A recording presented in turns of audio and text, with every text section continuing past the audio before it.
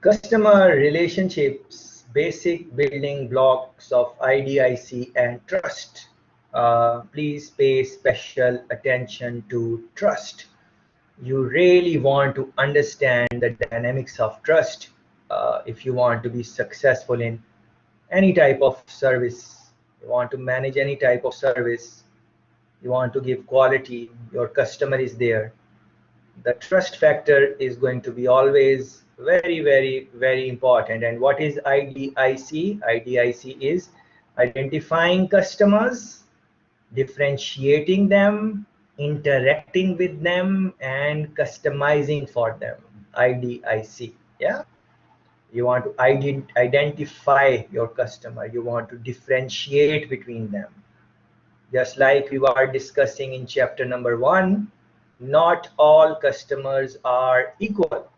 Although we want to think about equality and everyone is equal, but, and some friends also gave some examples if you can recall. So not all customers are equal. Yeah, but all human beings are equal, but then they are not equal. Yeah, interacting with them, interaction, and then customizing for them. So IDIC is that, but I really want you to focus on trust, please, and reflect on that.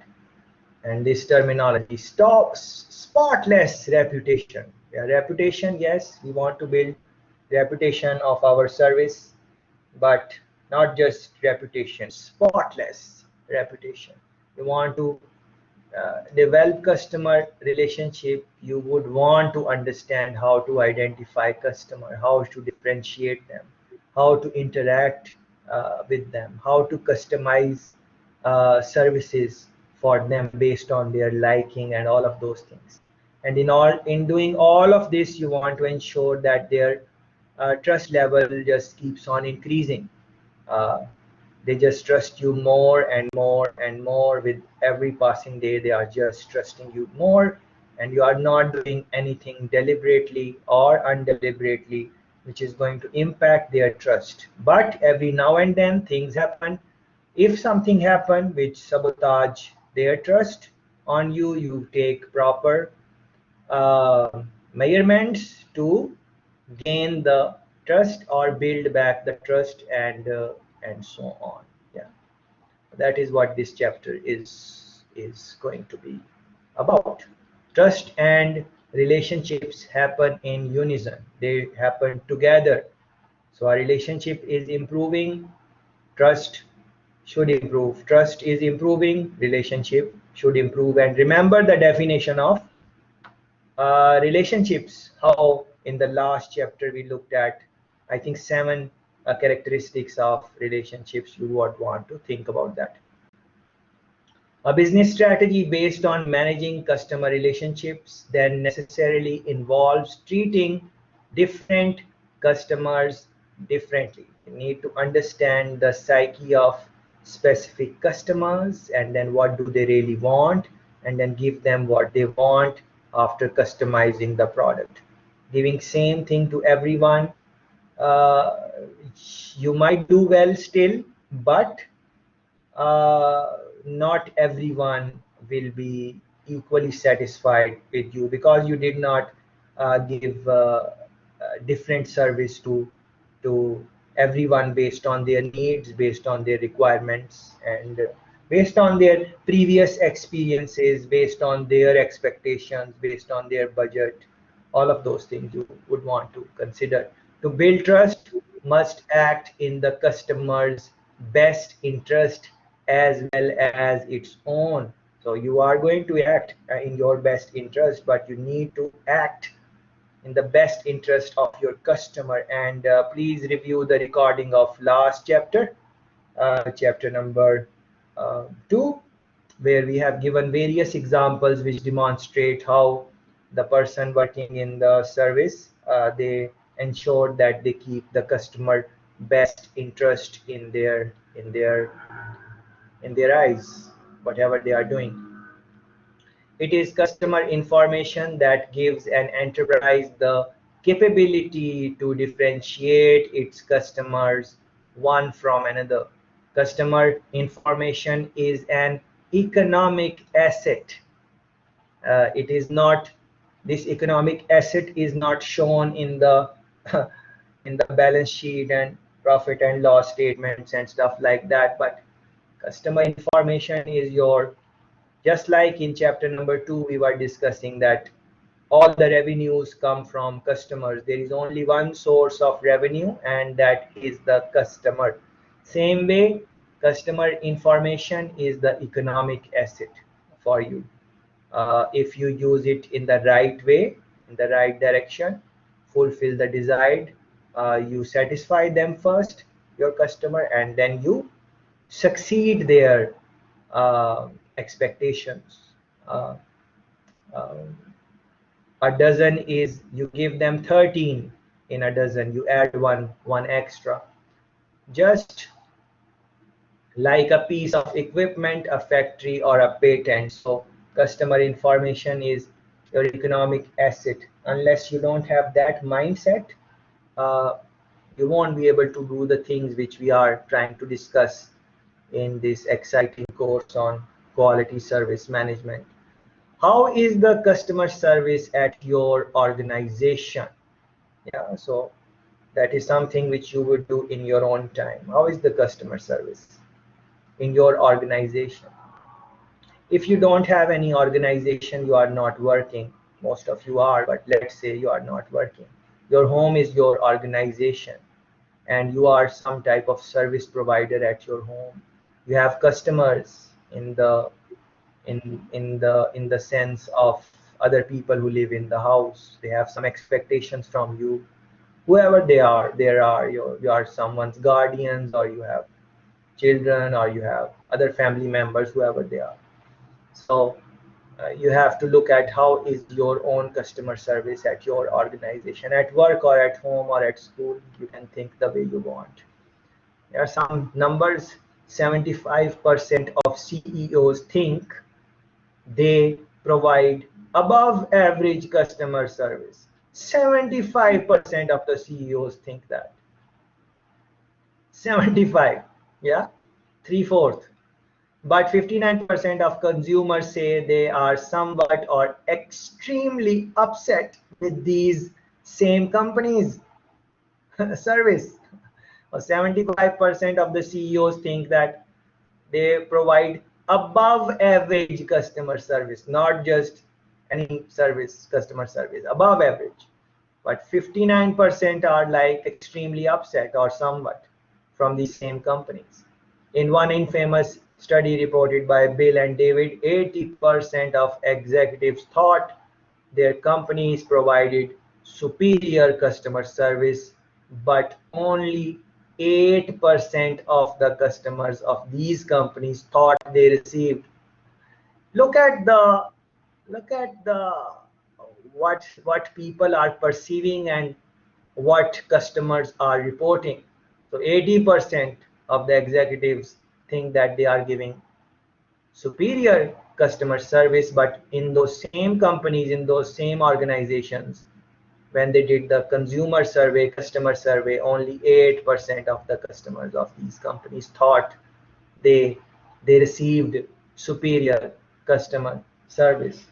I wanted to discuss why is it the case that there is so much uh, distance in the numbers. Why is that? What mistakes CEOs are making? They are doing things which they think are going to help the consumer, which they think the consumer wants, but they are doing it without really understanding the consumer, because they might be giving uh, very good things to the consumer, but consumer don't want that type of service. They are looking for other things. So you would have to be mindful about this gap, especially when you are giving some type of service. So the idea here is always be humble, always be down to earth, always be open to continuous improvement, always be open to customer consumer feedback, always thinking that your process, your style of delivery, the way you interact, the examples you give, and I'm talking to myself, they are not the best. They can be improved. So for that, seek help from your clients. Ask them and gain their trust over a period of time. And then if you are lucky enough, they might be sharing some insight with you which you can work on and improve your services. But many times what happens that the companies start thinking that, or the people start thinking that their service is quite good, and they don't take the feedback. Many reasons are there. You can read these surveys and these type of reports in detail. They are marked here, like for example 3 and so on. So you can come uh, below and you can look at here 3, for example, Bill Price, David Jeff. You can run a search on this uh, reading and then read it, or you can look at other type of surveys. There are many surveys to look and reflect on. But the essential principle is that you need to follow IDIC, and let's look at that very quickly. So identify customer, identify your customer. An enterprise must be able to recognize a customer when he comes back in person, by phone, online, by mobile app, or whatever. Whenever a customer comes back, the company should be able to recognize it, even if it change the mode of communication. Moreover, enterprises need to know and remember each customer in as much detail as possible, including the habits, preferences, and other characteristics that make each customer unique. Yeah, that is some things you want to look as you are identifying customer. Differentiate the customer. All we like to say that everyone is equal, but I'm sorry to say everyone is unfortunately not equal. The customer's needs drive his behavior, and his behavior is what the enterprise observes in order to estimate his value. So what customer needs, you have to look at their behavior, and then that behavior is what enterprise observes in order to estimate his value. In chapter number 2, I was giving you some example that, personally speaking, if I go to some high-end top restaurant, 5 star, 7 star, I would not like to be asked again and again about some things, and customer rep is coming again and again. They come once or twice, and then they should just observe and pay attention to my body language and where I'm looking, and then anticipate what I might be thinking or what is on my mind. That is what they should be doing. So it's what I would need would drive from my behavior. So my behavior is what that restaurant should observe, and in that order to estimate the value. Yeah, this is interesting thing to reflect on. But again, everyone thinks differently, so you can think the way you want. Some call centers constantly change the order to serve based on the different values of these customers who are waiting on hold. So you must have seen this, that you are calling some place and you want to place the order, and they give you a queue or something like that, and they keep on telling you, okay, you are number 7 now. Then they tell you are number 6, 5, 4, 3, 2, 1, and eventually your call is taken, something like that.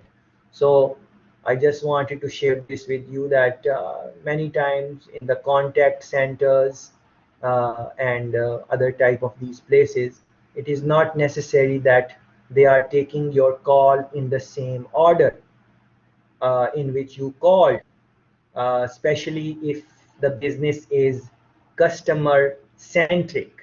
So customer centric business is, if all of us call, let's say all of us call to Pizza Hut, yeah, They provide a product, but they also provide a service in terms of home delivery or whatever. So it's a product, but it is also a service. Yeah. So let's say all of us call Pizza Hut, Ligny right now. All of us call, and all of us are given numbers. Should those numbers be allocated in the order in which we called, or those numbers can be ordered or picked up in the order where the most valued customer's call is taken before anyone else? Yeah. What would be interesting? Yeah. So let's say, uh, anyone out, all of us call, and then maybe Prince is someone who orders Pizza Hut every day, and she orders 2 pizzas, and she orders drinks, and she orders cinnamon sticks, and all different type of things she's ordering, and she's high value client. So, but the number on which she called, maybe she's number 5 or 7 because other friends called before. Their call was engaged before her. So the order Prince gets is 6. But now, based on from the phone number Prince is calling, the system of Pizza Hut should allocate Prince an earlier number, maybe 2, maybe 3, depending on who is on number 1, who is at number 2.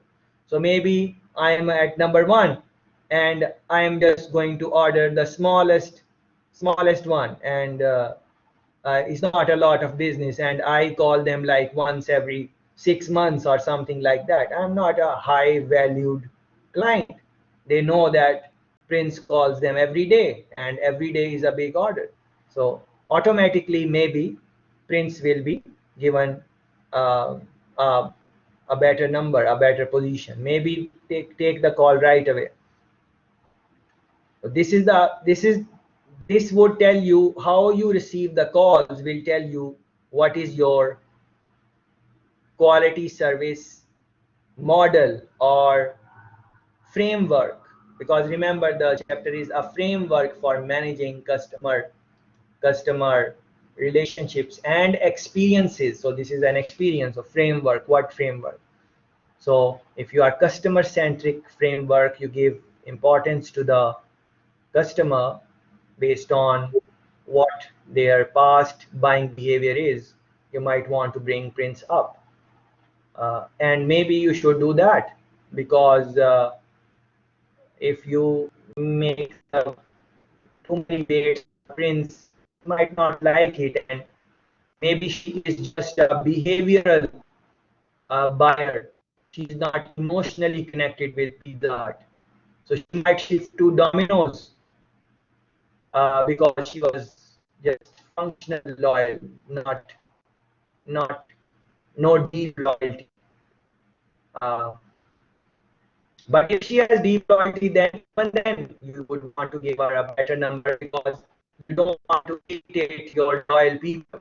You don't want to. This is very important. Loyalty. This is my take on loyalty. Any type of loyalty. When you find out that someone is loyal, be it in your private life, personal life, at work, in school, once you find out that a person is loyal, be it your friend or whatever, I think that it is a good idea to test the loyalty. Although we do get the cravings to, test the loyalty of other people every now and then. I have observed that, but it's not a good practice to test loyalty. So with that regard, I'm saying that if Prince is a loyal customer of Pizza Hut, he should not test the patience. He should try to make them wait as little, as less as possible. And now you can think about the long holds which you might have to take when you call some place We were talking about Digicel and Lime, and if you don't know someone there who you can call directly, and you are calling even the banks like Scotia Bank and so on, you call them and it's a long wait, and JPS, these type of companies, uh, many times the hold is very long, very long, and then you are paying for that call even by holding. So those type of things, even if you attend the call and take care of the complaint of the customer, still the customer is not going to get emotionally connected with you, because you made them wait for that long, because they know that they had to pay for that call, all of those things. So think about these things. In most contact centers, this reshuffling is not at all apparent to the customer. You might think that changing the numbers from 7 to 5 or 4, many times they are not apparent, and these type of technologies are used by companies who practically want to demonstrate that all customers are not equal. Of course, there are some customers who are high valued client. Interact with customer, that is very important. Effective customer interactions provide better insight into a customer needs, and don't waste a customer's time by asking the same question more than once, even in different parts of the organization. This is very interesting part. Even in different parts of the organization. So you are calling in accounts department, then you are calling HR, and you are answering the same type of question which you might have answered in accounts department. That should not happen. That won't create a good perception about the service. All departments need to synchronize. That is very important, and many companies are spending a lot of money in synchronizing and those type of activities. But easy to say all of these things, to do them practically, and then the implications of data integrity, securing the data, who it should be available to, who it should not be available to, because sometimes it can be sensitive customer information. So but anyways, interact with customers. Customized treatment. Give customer, that specific customer, what that customer really wants. And this is what it is in a nutshell. IDIC, analyze and action. If you see, there are two sections to it. Identify and differentiate is falling under customer insight. You are taking insight from the customer, you are identifying the customer, you are differentiating between customers by values, by behaviors, by needs, uh, and then customer experience. Yeah, interact and then customize. You interact with them, uh, and then you customize uh, based on your interaction, based on what the customer really want and desire. Yeah, so two sections you can look at: customer insight and customer experience.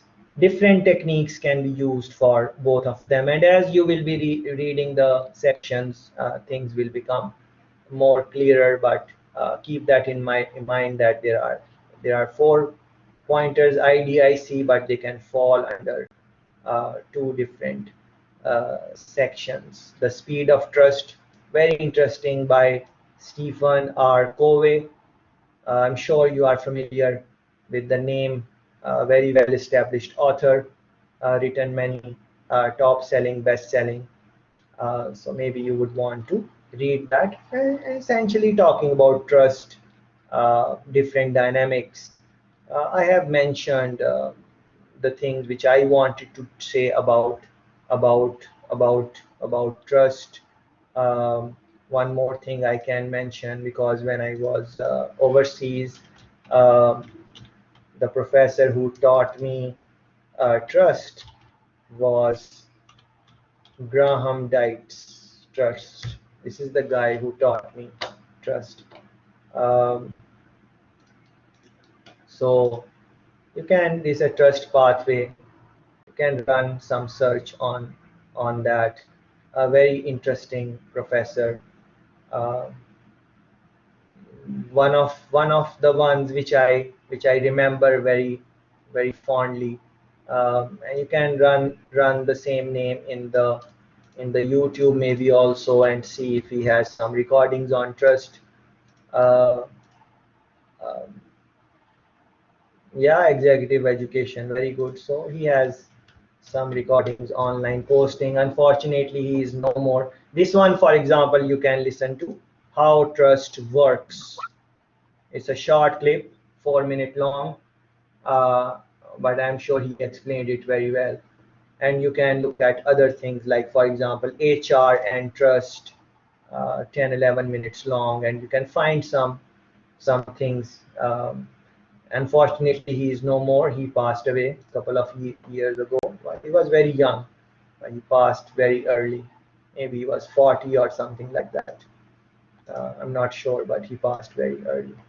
So you can read, that is, I'm sharing you who I learned trust from, but you can do your own research and find top scholars in the field and see what is what. Steps required to generate a customer trust are not always obvious. It's not always obvious.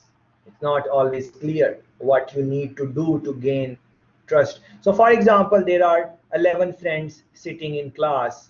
What do I need to do to win your trust? So for every person, it will be different things. For some friends, if I just tell them, please trust me, they are going to trust me. And then for which things they are going to trust me? If someone says, if let's say Justine says, okay, I trust you, but what that really means, in which areas she trusts me and in which areas she is not going to trust me, what is the scope of trust, and vice versa. So it's very interesting to think about. And then imagine, it's not really easy. That is why it is not easy to give top quality service, because there are so many customers, and everyone preference is different, and you really need to spend time in collecting the data and then segregating it and then using it to your advantage. Um, a lot of effort is required in all of that. Uh, but it is possible because some companies are able to do it. This is very nice trust equation, very nice. Just like in the management of change, MGMT 3065, you have, or you will learn that there is a formula for change, a formula which can help you to manage change. Same way, uh, in this course, quality service management, we can learn that there is a trust equation, C plus R plus I over S. Let's look at that. C is credibility. So you are adding the credibility, you are adding the reliability, and you are adding the intimacy. Intimacy is quite interesting, because credibility, we understand that, reliable product, reliable service, we understand that. Intimacy, how that thing happens, how intimacy comes in.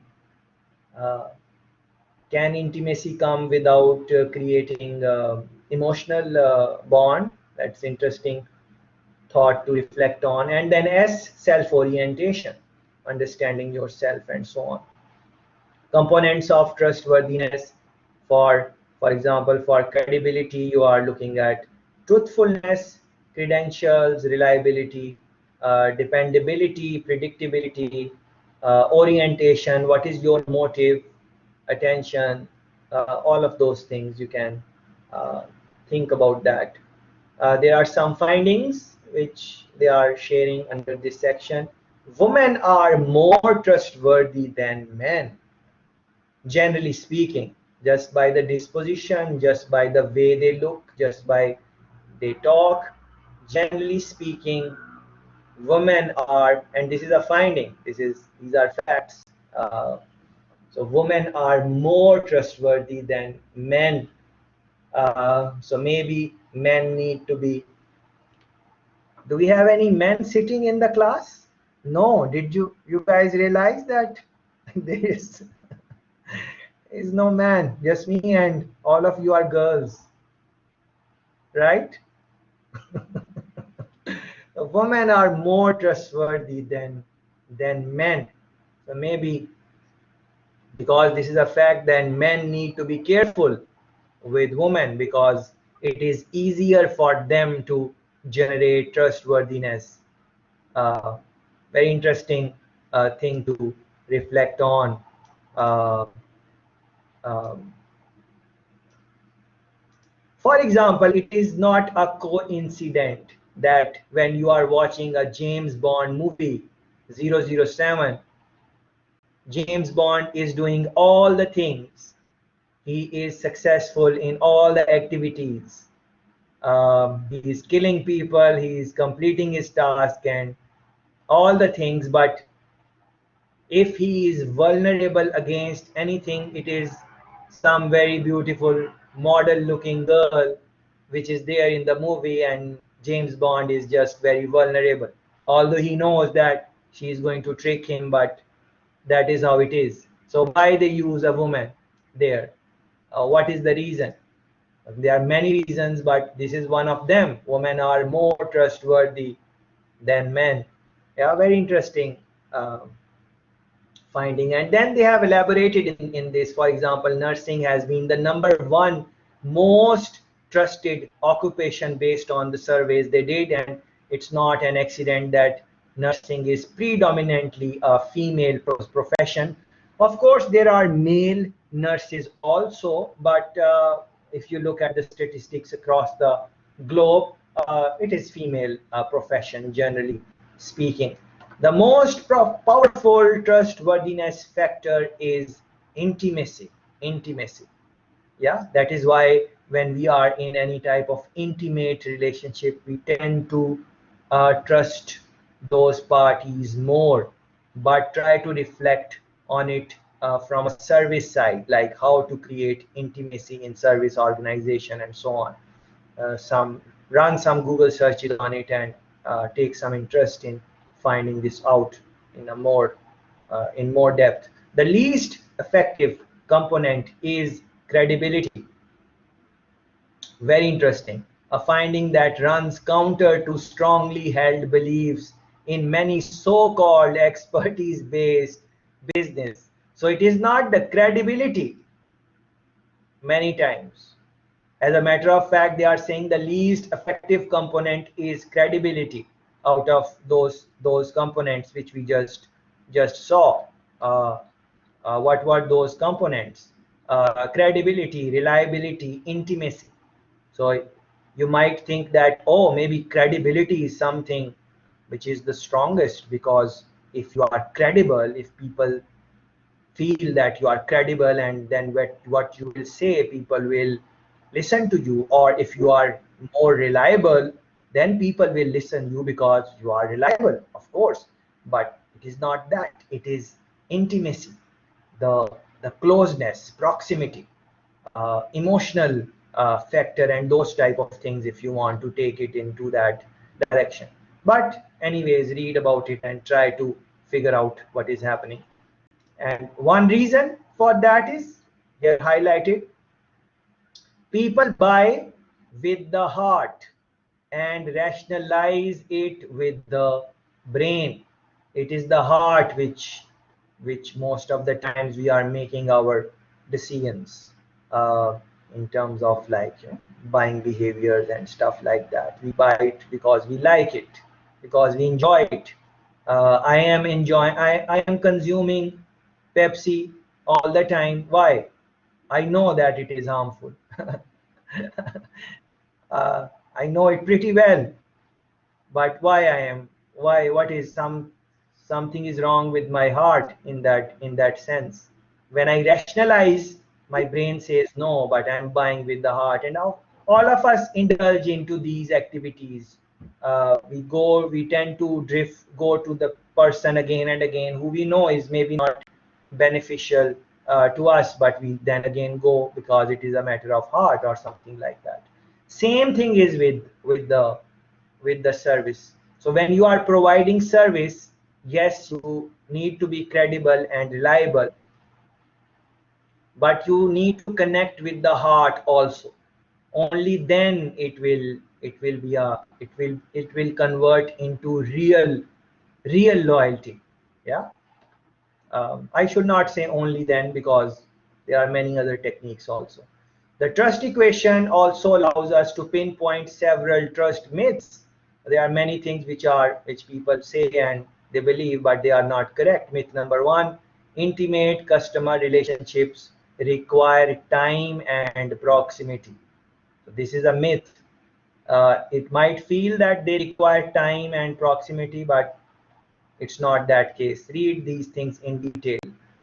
Trust takes time. Again, we always say that, and it is true to some sense also. It takes time to build trust. But according to how they have explained, they are saying that, again, that is a myth. More customized contact is better.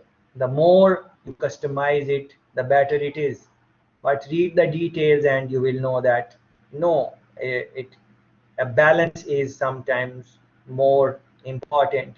People trust companies. People trust companies. This is again a myth, and that was evident in the examples I gave, because the local example of all inclusive, where I met that mechanic who took me to the place I wanted to go in the last chapter's recording. Uh, I don't exactly remember the name of that hotel I went to. And same is with the German hotel example I gave you uh, in the recording of chapter number 2.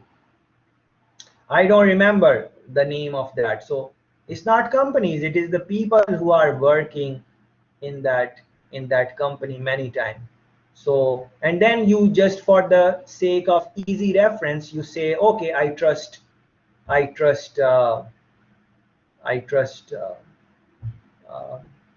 the organization, but many times it is not. That is again a myth.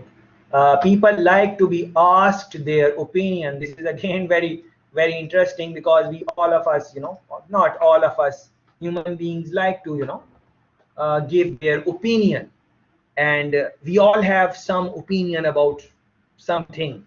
All of us have opinion. Even if we don't have first-hand experience, we still be able to give some type of opinion on various things. uh, uh, but this is a myth, people like to be asked their opinion. Maybe there are other things. Maybe they like it more when you know already what they are thinking in their head through through looking at the data which you have collected for the customer. And all these things are in relationship with the quality service management. Keep that in mind, please. Sales experts have long pointed out that the single best error in sales and advice giving is to offer up a solution before the receiver feels their situation has been heard and understood. I want to spend some time on this, and I think this is very important. Uh, Single best error in sales and advice. So all of us might not be in sales, but all of us are in some type of position where we are giving some type of advice to someone. All of us have that situation. There is always someone who is dependent on our advice or asking for our opinion and feedback. So the single best error would be to offer up a solution before the receiver feels their situation has been heard and understood. Not just heard and understood. Two main things here. And now reflect in your own life. Do you follow this principle when you have something to tell anyone, your colleagues, your friends, your at school, at work, in your group situations, whatever situation is? When someone is talking about something and you have your opinion and you just give them right away, even you have not heard properly what they were saying, because we always have ideas in our head already. Very rarely we are listening to, like I am speaking right now, and I am assuming that you guys would be listening to what I am saying. But if you take a moment to reflect in your head, are you really listening to what I am saying, or you are thinking about other things? Most of the time it would be that you would be thinking about some other thing most of the time. And even if you are here when I said this, you are thinking about what I am saying when I said all of this. Before that, maybe your mind was wandering at something else. Or maybe after I'm done talking about this aspect, you will start thinking about something else. So our mind is talking to us all the time, and we are talking to our mind. And we are generally not really hearing, and if we are hearing, we are not really understanding where the person is coming from.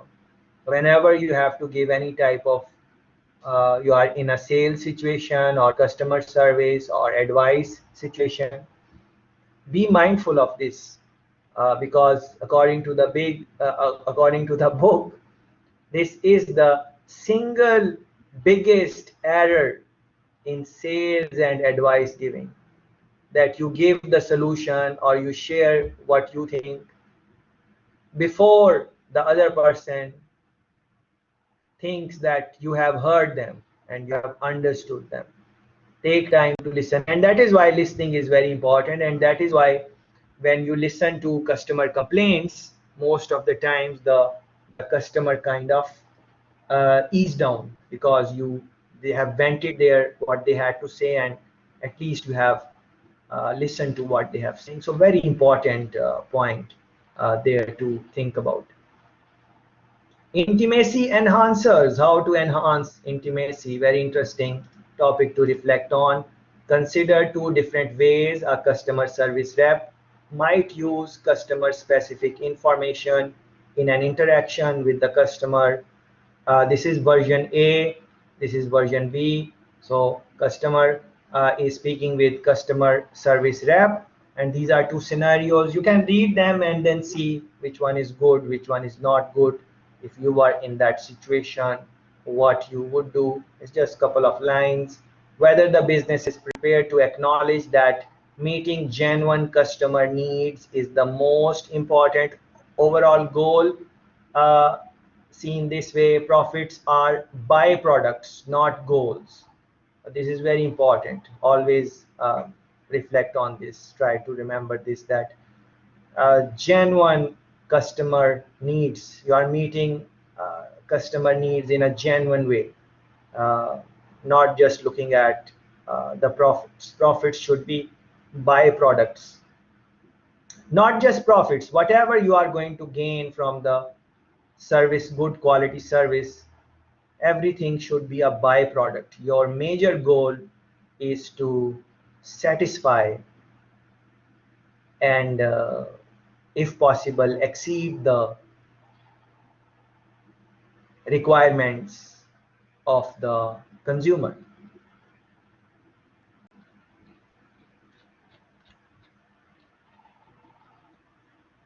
This is very interesting read. You are working too hard to make the sale. Please read it when you get some time. Run a Google search and you will be able to find it, hopefully. Very interesting chapter on essentially talking about trust, IDIC, building customer relationship. Uh, they have done a good research to write this, and that is why these things below the line. This is coming from various areas they have collected the information.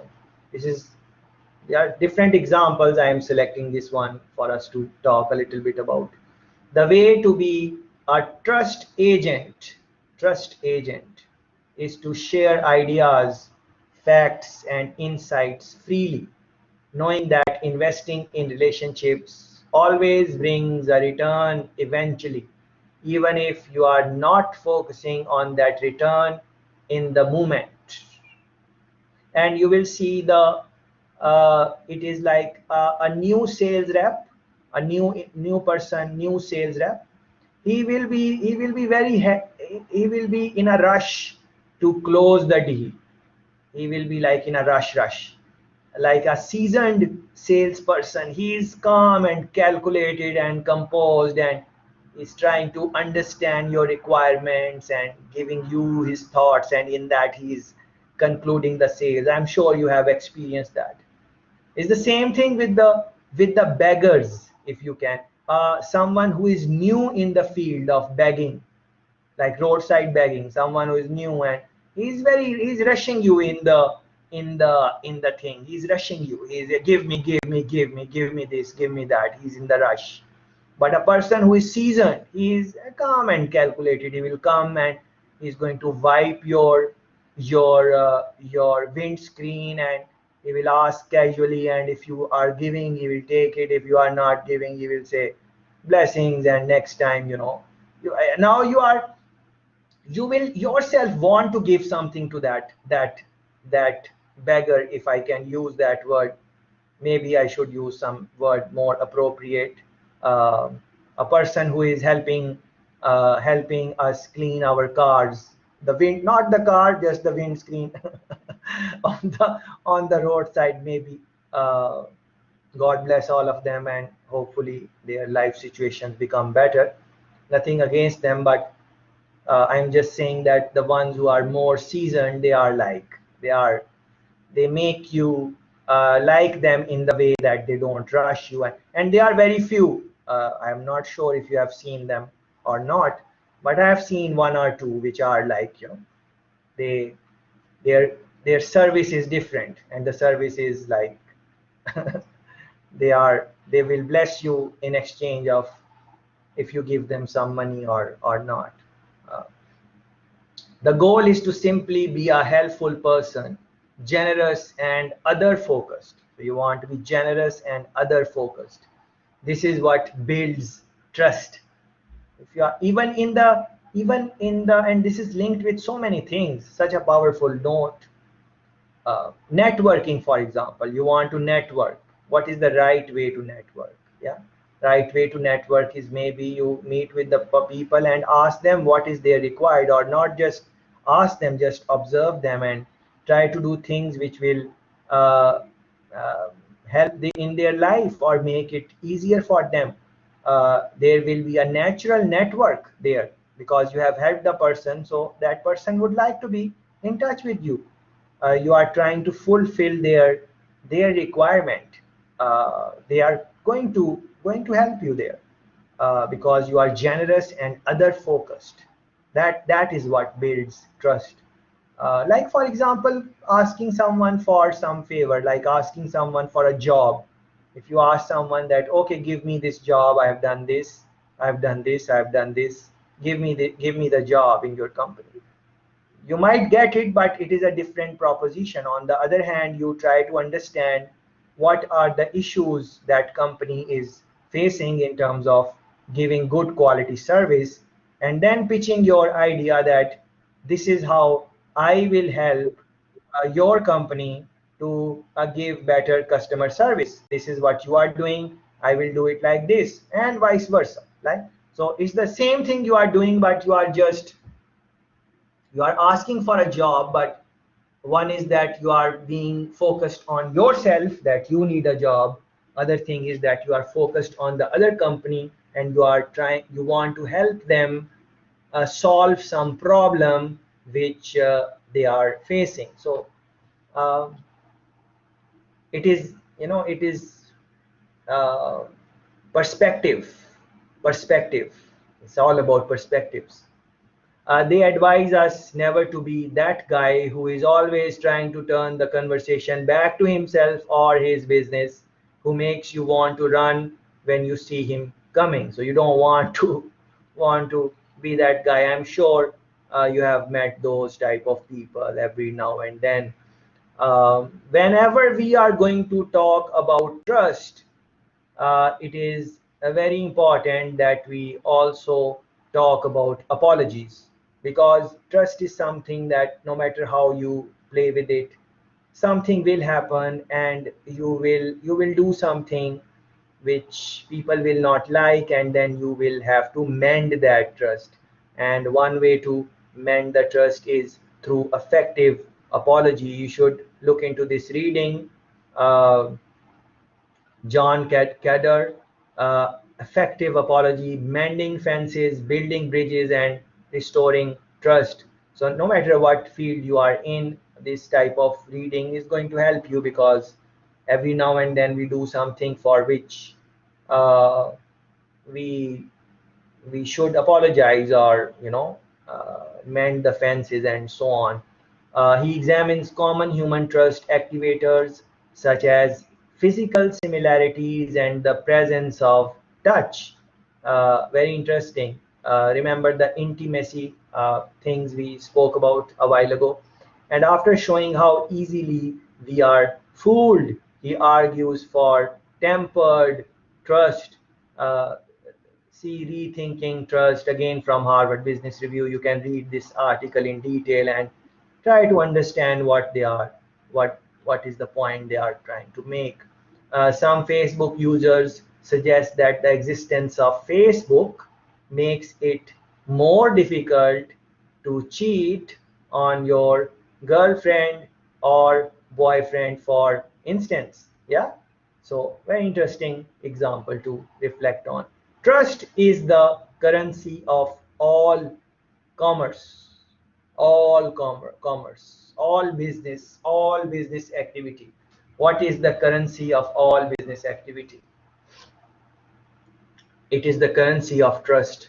Um, Age of transparency. Please look into this in your own time. Interesting read, gives you different perspective, gives you some examples to reflect on. A lot of, like for example, these things A, B, C, D.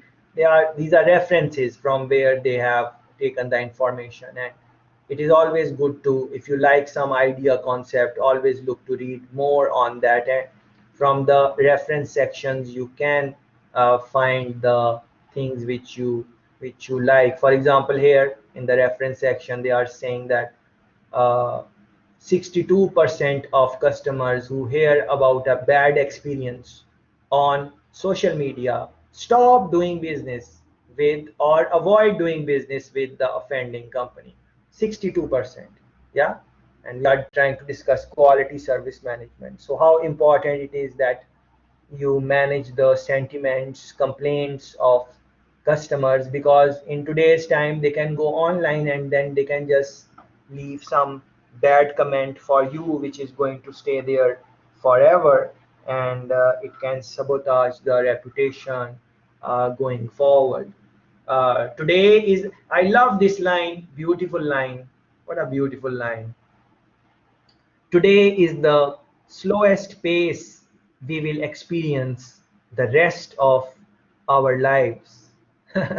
Today is the slowest pace we will experience the rest of our lives. Uh, Very interesting. Very interesting. Um, this is a website I trust, uh, or service provider. Look into this, Periscope. Uh, Periscope.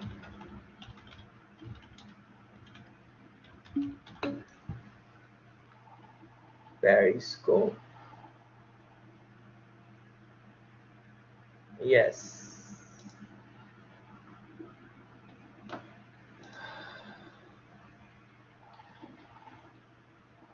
Okay, it is a video streaming, video streaming website. Very interesting. Just go on Periscope and see download the app, and I don't think you have to register.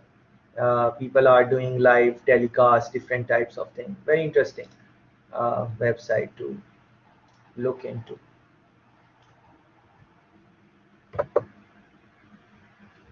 Okay, Prince is saying why. I'm not sure why you are saying why, so maybe you would have to elaborate why you are saying why. Uh, Very nice examples. Be proactive. Uh, Customers are going to think about some complaints, but before they complain, if you can think about um, what they are thinking, it is always good. Be proactive, um, and so on. Um, Lot of examples are in the chapter. I tried to share the examples which I thought might be useful in chapter 1, chapter 2. Uh, Many things are being repeated also, so don't worry about that. When a thing is repeated, maybe it needs a revisit or something like that. This I wanted to highlight. Maybe the right question to ask maybe is, how can the enterprise use interactivity, databases, social networking, innovation, and personalization technologies to add value for their customers, by saving them time or money, or by creating a better fitting or more appropriate offering? That is what you should be doing. So your emphasis is how you can add value to the customers, how to add value, maybe save their time, save their money, give them a better offering. I gave you example of the giving Digicel, giving their clients based on the usage of data. If they have selected some other package which is not the right fit for them, just tell them that this is maybe not the right fit, you should go for that. So what is that?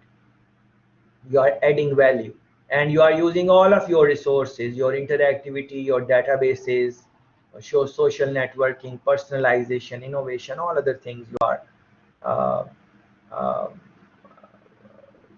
you are doing it. Relationships require information, but information comes only with trust. This is very interesting line to reflect on. So to build good customer relationships, you want to know about customer, you want to know about their habits, liking, disliking, all of those things. What do they want? That is what you want to build good customer relationship. Relationships require information, but information comes only with trust. Yes, a customer might give you the basic information, but the real information which you require to build a good quality service for the customer, for you to gain that, you would have to gain the trust of the customer. That is essentially what they will explain in the following lines. An apology goes a long way in rebuilding the relationship, especially one that has these three characteristics. You can look into these characteristics, but I just wanted to reiterate the point that learn to apologize. Spend some time and find what is the right way to apologize, because in customer service management, uh, no matter how good you are in service management, no matter how good you are, sometimes things will happen which you did not anticipate. Sometimes different things will happen. Sometimes customer will not like what you did. So in those times you might have to apologize. So you should learn the basic components of effective apology. uh, and you should listen to different type of apologies when things happen. Different people come out and apologize, like the scandal of Bill Clinton, for example, with Monica Lewinsky, for example. I remember that he came out and he apologized. Recent scandals of Honorable Bill Gates, I think he is going through some rough problems. He will come out and maybe he will apologize. Maybe he has already, I don't know. But no matter whoever it is, people have apologized. sports people, politicians, business people, they have apologized. So you just have to go on YouTube and run some searches, and you will find people have apologized in different walks in life. Listen to their apology and see which ones seem more reliable, more trustworthy, and then reflect that what were they doing in their apology. What was their tone, their voice quality, the choice of words. Different companies also come out with press releases when they do something which was not ethical, or there is a breach of uh, some some activity, which any breach of customer consumer trust. They did something and customer consumer did not like it, they will come out and apologize. So just like you would spend time in understanding trust and how to build it, same way, spend some time in reflecting on how to create a uh, good apology, an apology which people thinks that is coming from heart. You really mean to apologize. It is not that you are just saying that. A lot of examples of international companies and so on you are going to read in your own time. Always remember to look into the summary sections and food for thought. Some questions are there. At least read them and reflect with them in your own time. Um, so overall, this chapter was about IDIC, uh, and trust, and apology. Uh, some examples were given. I hope you will find some time to reflect on this. Uh, and Generally speaking, sometimes what happens that we are in a business environment, and we have two options. One option is that we will betray the trust of the consumer, or we will not get the loss in the business. So we are maybe selling some service or something, and we know that something is wrong with the service, but we still go ahead and sell it. When we just sell it, then what we are emphasizing is our own profit, and we are not looking at the trust. There was a very successful businessman, and he told me once that if your business is going to get a loss, no matter how big that loss is, you take that loss, but never give a loss to your customer. uh, Very interesting line. um, and the businessman is quite successful. uh, so that is it for this. Thank you very much. With this, I have concluded chapter number 4. uh, Thank you very much for staying more than the time required. Uh, I just wanted to do one more chapter because we need to complete the book, and it is earlier. It is better that we do it early in the earlier weeks instead of panicking in the last week, and we have to we have to complete the book and all of that. The same advice is for you guys also. If you have not started reading, please start reading from tonight, but ensure to enjoy your weekend also. I will make the postings over the weekend or early in the next week.